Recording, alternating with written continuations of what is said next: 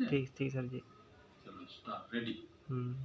बच्चों, आपको डीएलएड का एग्जामिनेशन नज़दीक है और एग्जामिनेशन को ध्यान में रखते हुए मैंने सोचा कि आपको इम्पॉर्टेंट क्वेश्चंस जो एग्जामिनेशन में आने वाले हैं उनको क्वेश्चंस को भी सॉल्व करेंगे और उसके आधार पर और भी जितने क्वेश्चन उसके संभावित क्वेश्चन हैं इम्पॉर्टेंट हैं उनका भी डिस्कशन करेंगे।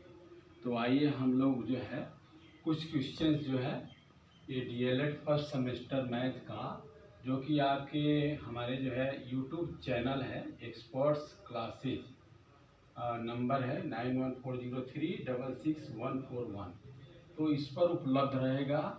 आप क्लास में पढ़िए और अपने पास आप जो है चैनल पर भी पढ़िए, ठीक है। तो ये आपके काम की चीज़ है। जैसे पहला टॉपिक आपका है संख्या तथा अंकों का ज्ञान। अब इसमें देखो दो क्वेश्चन तो आने ही आने हैं इम्पॉर्टेंट, ठीक है, लेकिन हमारे पास ऐसा है कि क्वेश्चन जो है आपको ऐसे क्वेश्चंस हैं जो कि आपको एग्जामिनेशन में स्पेशली आ सकते हैं। जैसे प्राइम नंबर्स के बारे में आपने सुना है, प्राइम नंबर जो कि आप समझते हैं कि तो लिखेंगे आप सबसे छोटी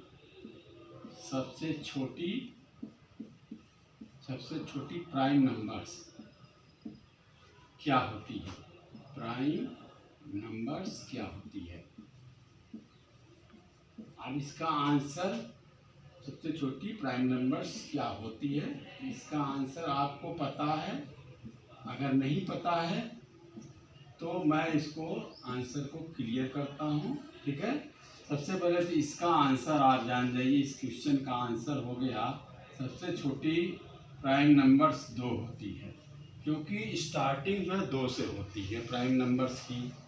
और प्राइम नंबर्स इसके बाद कौन कौन से होते हैं, 2, 3, 5, 7, ऐसे करके बहुत सारे प्राइम नंबर्स होते हैं। अब प्राइम नंबर्स का डिफिनीशन क्या है, डिफिनीशन ये होता है कि वह छोटी से छोटी संख्या जो कि अपने आप से ही विभाजित हो, डिवाइड हो, उसको क्या कहते हैं, प्राइम नंबर्स। तो हमें भी पता है कि 2 जो है डिवाइड होगा तो अपने आप से ही डिवाइड होगा। इसमें 1 को छोड़ दीजिए, 1 तो एक्सेप्शनल है, वो हर किसी नंबर्स में होता है। और उसके बाद 3 आता है, 3 भी डिवाइड होगा तो अपने आप से ही डिवाइड होगा। उसके बाद 5 आता है। अब आप सोच रहे होंगे कि 3 और 5 के बीच में 4 आता है, उसको क्यों नहीं लिया। तो मैं आपको बता दूं कि 4 जो है वो 2 से डिवाइड हो जाती है, क्योंकि 4 इक्वल टू होता है 2 इंटू 2, तो इसलिए ये प्राइम नंबर नहीं हुआ, ठीक है। तो ऐसे 7 होगा, ऐसे बहुत सारे नंबर होंगे, ठीक है। तो इस तरीके से आप जो है अपने जो भी क्वेश्चंस आप सॉल्व करेंगे वो आप याद भी रखेंगे और उसको पढ़ेंगे भी, ठीक है। तो ये पहला क्वेश्चन हो गया। अब मैं नहीं कहता हूँ कि यही क्वेश्चन आपके एग्जाम में आएगा, लेकिन हमारा गेस है कि ये क्वेश्चन एग्जाम में आएगा, ठीक है। अब नंबर से जुड़े हुए दूसरा प्रश्न जो है क्वेश्चन नंबर 2। क्वेश्चन नंबर 2 आपको मैं जानना चाहता हूँ कि आपने पढ़ा होगा नेचुरल नंबर और होल नंबर्स, ठीक है। तो इस पर मेरा क्वेश्चन क्या है कि नेचुरल नंबर्स जिसको कैपिटल एन कहते हैं, ठीक है, हम लिख देते हैं। इंग्लिश वाला वर्ड हमने क्यों चॉइस किया है, तो जो इंग्लिश के वर्ड होते हैं वो आपको ज़्यादा जल्दी समझ में आ जाते हैं। तो नेचुरल नंबर्स जो है, नेचुरल नंबर्स को में कौन सा डिजिट या अंक मिला दिया जाए तो वो होल नंबर बन जाता है।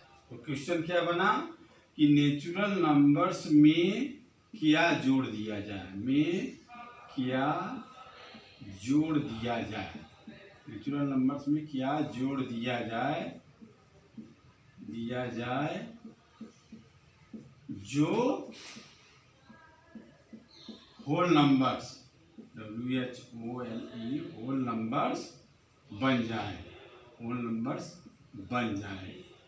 तो अब प्रश्न जो है ये मैंने बिल्कुल नया प्रश्न बनाया है, आपको ये प्रश्न कहीं नहीं मिलेगा, लेकिन मैंने अपने इस क्वेश्चन को जगह दिया है। ठीक है, नेचुरल नंबर्स के बारे में आप जानते हैं कि 1 होता है, 2 होता है, 3 होता है, बहुत सारे नेचुरल नंबर होते हैं। और होल नंबर के बारे में भी आप जानते हैं, नेचुरल नंबर ये होता है, और होल नंबर जिसको W से आप रिप्रेजेंट करते हैं, संकेत देते हैं। तो होल नंबर में क्या होता है, 0 होता है, 1 होता है, 2 होता है, 3 होता है, सो ऑन, ऐसे बहुत सारे। तो आप ध्यान से देखो कि ये नेचुरल नंबर ही है। ठीक है, तो अब आपको समझ में आ गया होगा इसका आंसर क्या निकल के आ रहा है। इसका आंसर निकल के आ रहा है कि अगर हम जो है नेचुरल नंबर में 0 जोड़ दें, 0 जोड़ने से ये होल नंबर बन जाता है, जोड़ने से क्या बन जाता है, W बन जाता है। ठीक है, यानी होल नंबर बन जाता है, बन जाता है। और इसको हम जानते हैं, इसको पूर्ण संख्या भी कहते हैं। ठीक है, तो अब आप इसको क्लियर हो गया कि क्या हो गया, 0 जोड़ने से ये पूर्ण संख्या बन गया। क्वेश्चन नंबर 2 हो गया। अब हम आपको क्वेश्चन नंबर 3 बताते हैं। क्वेश्चन नंबर 3 आपको बताते हैं कि क्वेश्चन नंबर 3 होता है कि बताओ पाई जो है, आप भी जानते होंगे पाई का संकेत देख लीजिए। पाई जो होता है संकेत, हाँ, जिसका मान आप जानते हो, आंकिक मान होता है कुछ, लेकिन अभी उसकी चर्चा नहीं हो रही है। बहुत चालाकी से प्रश्न बनाया गया है कि पाई बताओ परिमेय संख्या है या अपरिमेय संख्या है। पाई बताओ परिमेय संख्या है या अपरिमेय संख्या है, या अपरिमेय। इंग्लिश तो आप जानते होंगे, रेशनल नंबर है या इर्रेशनल नंबर, अपरिमेय संख्या है।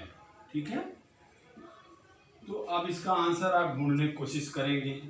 तो मैं आपको बता दूं कि ये पाई जो होता है, जब तक आप नाम पाई लेंगे तब तक तो इसका आंसर जो है ये अपरिमेय संख्या है। ठीक है, अपरिमेय संख्या।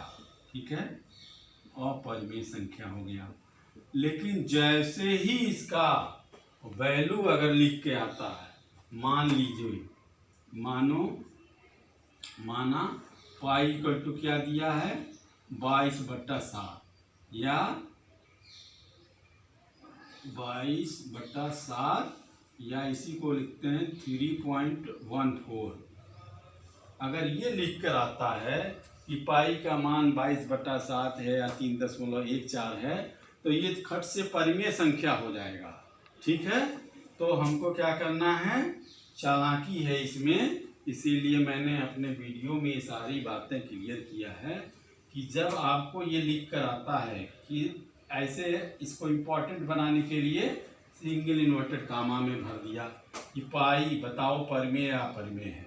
ठीक है, तब तो इसका आंसर अपरिमेय संख्या हो गया।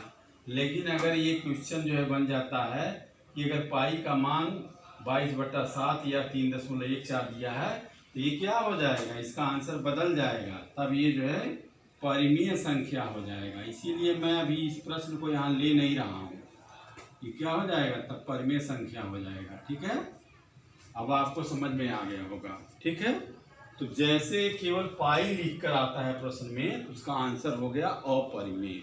ठीक है, अब हम क्वेश्चन नंबर 4 पर ध्यान देते हैं। ठीक है, क्वेश्चन नंबर 4 पर ध्यान देंगे क्योंकि क्वेश्चन नंबर 4 जो है वो और भी इम्पॉर्टेंट क्वेश्चन है, और इस क्वेश्चन को जानने के लिए आपको क्वेश्चन नंबर 4 में जो है हम आपको बता रहे हैं कि मान लीजिए क्वेश्चन नंबर 4 4 अंकों नहीं 5 अंकों का है, तो लिख देते हैं 5 अंकों की बड़ी से बड़ी संख्या, 5 अंकों की सबसे बड़ी संख्या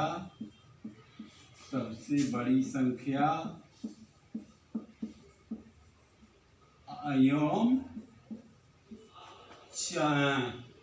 4 अंकों की सबसे छोटी संख्या, 4 अंकों की सबसे छोटी संख्या का अंतर बताओ। सबसे छोटी संख्या का अंतर बताओ। ठीक है, अब प्रश्न तो आपको जाना पहचाना लग रहा है। ठीक है, लेकिन आपको ये ध्यान देना है कि इसको सॉल्व करने समय आपको ध्यान देना है कि 5 अंकों की बड़ी संख्या लिख लेंगे। ठीक है, 5 बार जो है 99 आ गया। 4 अंकों की सबसे छोटी संख्या क्या हो जाएगी, ये हो जाएगी। इसको माइनस कर देंगे तो जो इसका आंसर बन जाएगा वो आपके सामने इसका रिजल्ट हो जाएगा। ठीक है, तो हो जाएगा 9 में 0 जाएगा तो 9 बच जाएगा, 9 से 9 और ये 9, और 9 से 1 जाएगा तो 8 हो जाएगा और ये हो जाएगा 9। तो ये आपका आंसर हो गया 98,999। ठीक है, लेकिन आपको समझना है कि 5 बड़ी से बड़ी संख्या क्या होती है, 4 छोटी से छोटी संख्या क्या होती है, ये आपको समझना है। अब क्वेश्चन नंबर 5 पर आते हैं। क्वेश्चन नंबर 5 को आपको समझना है, तो क्वेश्चन नंबर 5 को देखते हैं कि क्या है। क्वेश्चन नंबर 5 है कि 164 को रोमन संख्या में, 164 को रोमन संख्या में लिखिए। रोमन संख्या में मान बताओ। मान बताओ। अब आपको ध्यान देना है कि रोमन संख्या आपको पढ़े हैं कि नहीं पढ़े हैं, ये आप समझिए, ये आपकी प्रॉब्लम है। ठीक है, लेकिन हम आपको जानकारी के लिए बता दें कि रोमन संख्या में 10 को लिखा जाता है ऐसे करके x। ठीक है, और 9 को क्या लिखा जाता है, इसी को एक कम कर दिया। ठीक है, ये सॉरी 10 के पहले एक डंडी यानी I10 करके लिखते हैं। ठीक है, ऐसे लिखते हैं। और 5 को क्या लिखते हैं, 5 को ऐसे करके लिखते हैं। ठीक है, तो 5 हो गया। उसके बाद आता है 50 को कैसे लिखते हैं, यल। ठीक है, कैपिटल यल के रूप में लिखते हैं। और 100 को कैसे लिखते हैं, कैपिटल C के रूप में लिखते हैं। तो बस इतनी सी जानकारी अगर आपके पास है तो आपको रोमन संख्या लिखने का जो डर है वो अब डर खत्म हो जाएगा। ठीक है, तो अब आपको हम आंसर बताते हैं कैसे होगा। सबसे पहले क्या करेंगे कि 164 को हम लिखते हैं, क्या लिखते हैं, सबसे पहले इसको लिखेंगे 100 प्लस क्या होगा, 64 होगा। ठीक है, तो 64 को हम क्या लिखेंगे, 50। ठीक है, 50 प्लस और क्या बच गया, अभी इसमें 14 बच गया है। ठीक है, 14 बच गया है तो हम क्या लिखेंगे, 10 लिखेंगे प्लस 4 लिख देंगे। अब आप टोटल करो 100, 50 और 10 और प्लस 4, ये जोड़ोगे तो 164 ही आएगा। ठीक है, अब इसके जो है मान, इसमें संकेत को भर दीजिए। संकेत जब आप भरेंगे तो संकेत में क्या है, 100 का C हो गया और 50 का क्या हो गया, L हो गया। प्लस वगैरह कुछ नहीं लिखना है, जैसे जैसे उसको पढ़ के लिखते जाएंगे। तो 50 का L हो गया, 10 का क्या हो गया, ये हो गया 10। अब 4 को क्या लिखते हैं, ये लिखते हैं। तो ये आपका आंसर हो गया। ये आंसर क्या निकल के आ गया, जो है आंसर निकल के आ गया कि 164 को कैसे लिखते हैं। तो इस तरीके से आंसर आ गया। ठीक है, तो आपको याद रखना है कि इस तरह के हमने जो महत्वपूर्ण प्रश्न है उसका डिस्कशन किया है, और अगले वीडियो में, अगले पार्ट में हम जो है अन्य चैप्टर्स के बहुत सारे इम्पोर्टेंट प्रश्न और आसान तरीके से हम आपको समझाएंगे। और इसको आप पढ़िए, हमारे चैनल को सब्सक्राइब करिए, लाइक करिए और अपना कमेंट भी लिखिए कि और भी बढ़िया तरीके से आपको समझाया जा सके।